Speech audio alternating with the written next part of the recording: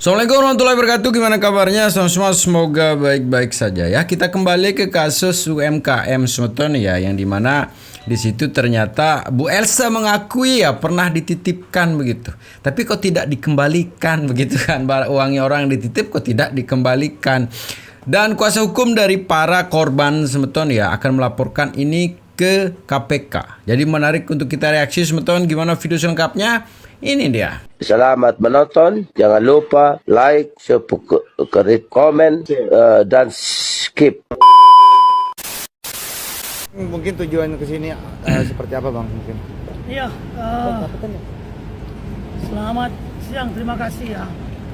Kami ke sini untuk menindaklanjuti laporan pengaduan kami minggu lalu atas kasus UMKM ini. Ya, jadi minggu lalu kan kami membuat pengaduan terhadap Profesor Dr. Elsa Sarif, Vidi Galenso, Profesor, dan Dr. Muhammad Farhad Abbas. Nah, kemarin kan kita dihubungi oleh pihak KPK. Jadi sekaligus kami membawa beberapa surat-surat keterangan yang dapat dijadikan petunjuk awal dalam pengurusan perkara UMKM ini. Sanjay gitu ya, dengan masyarakat. Nah, tadi kami cukup BAP-nya nanti begini ya, jangan saling menjatuhkan. Jadi, nah, terus baru datang Farhad tolong bantuin supaya kita mau bikin metodenya ini. Kalau pakai metode yang bicara sebenarnya udah habis, ini memang penipuan. Atas pekerjaan Farhad juga, sehingganya polisinya mau BAP. Jadi BAP yang merubah, yang tidak saling menjatuhkan itu. Nah, BAP-nya di sini semuanya.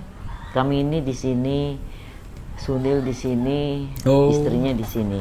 Istrinya sama Sunil itu bisa kena karena ternyata dia itu menggunakan uang 5 miliar dari uang para member. Kalau kami ini udah jelas karena uang itu ke sana. Ternyata member-member begitu tahu saya lawyernya, ratusan ke sini. Ratusan, sehingga saya kan dapat lawyer fee.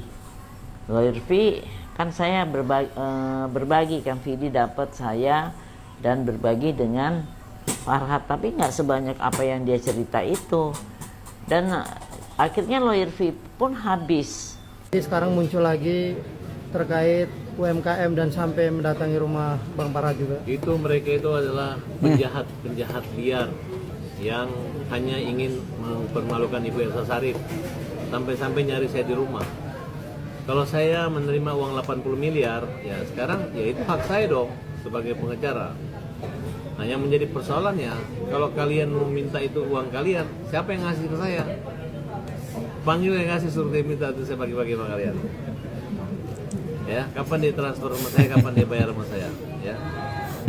Jadi jangan salah, Farhad ada sesuatu yang mereka sepakati walaupun tidak tertulis, kan itu yang harus diselesaikan oleh mereka. Mohon kepada 3 sejawat saya, dimohon untuk supaya duduk bersama. Apa sih susahnya kita terbuka? Jangan-jangan uang itu udah nggak ada juga tuh, habis kan. Maka konsekuensi hukum harus dihadapi.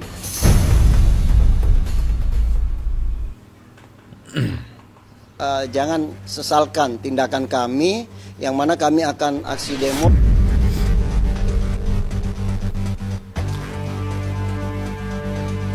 Bahwa surat kami itu kan surat instruksi, teguran keras untuk Bang Farhad Abbas, CS, ya, Ibu Elsa Sarif. Pas di 2019, saya ada bukti transfer sama bukti setoran total 55 miliar kepada Ibu Elsa Sarif. Bukti daripada ada Farhad ambil secara tunai itu 30, itu pernyataan dari ibu kami ini. Nah, saya kaitkan dengan pernyataan Ibu Elsa, ini saya yakin ada hubungannya nih. Dan setelah itu saya semakin yakin Farhad memang ngambil baik tunai maupun kerjasama dengan Elsa Syarif dan Vidi Galenso Syarif. Saya sebagai pelapor, ya, karena saya diberi kuasa oleh korban untuk melapor ke Polda Metro Jaya, mengingat beliau juga seorang pengusaha dan tidak mungkin turun langsung sini.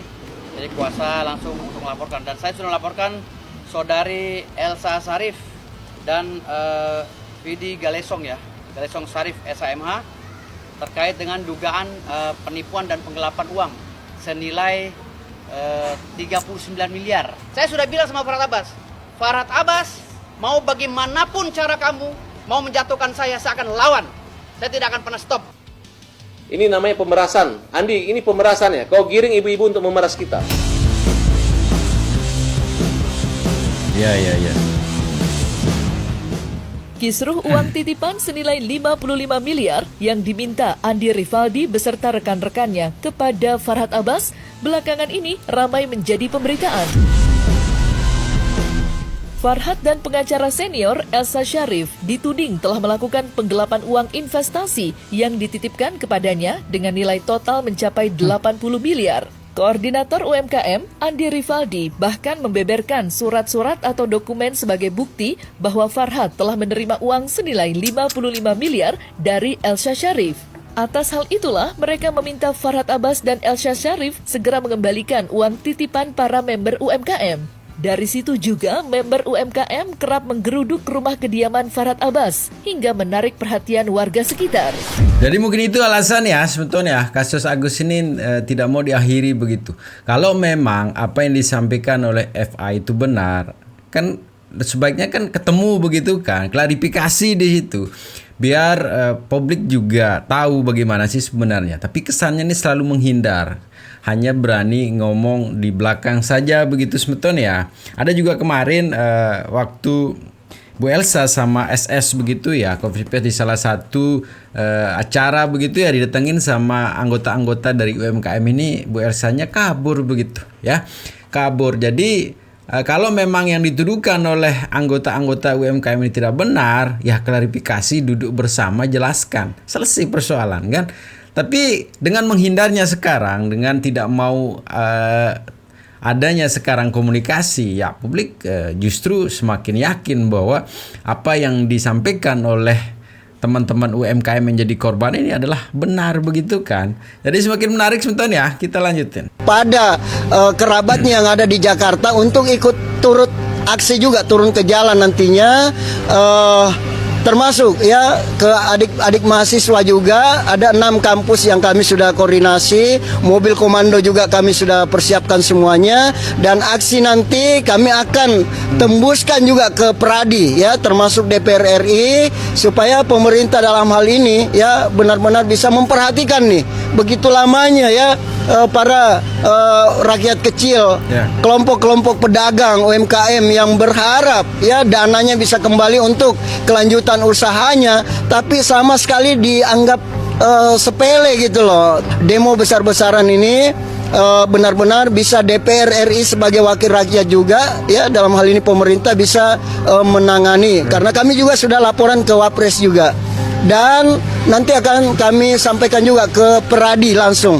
Acara demo titik kumpulnya di kantor Ibu Elsa Syarif, titik kumpul kedua kantor Farhad Abbas, kemudian titik demonya itu di DPR RI. Di situ kami menyampaikan surat secara resmi, menyampaikan orasi yang tentunya segala spanduk juga ya, dan kemudian surat juga akan kami layangkan sebagai tembusan ke Dewan Pradi dalam hal ini. Rencana tanggal 5 bulan 2 2005. Jadi kami akan kenang nantinya 5225 ya, seperti itu.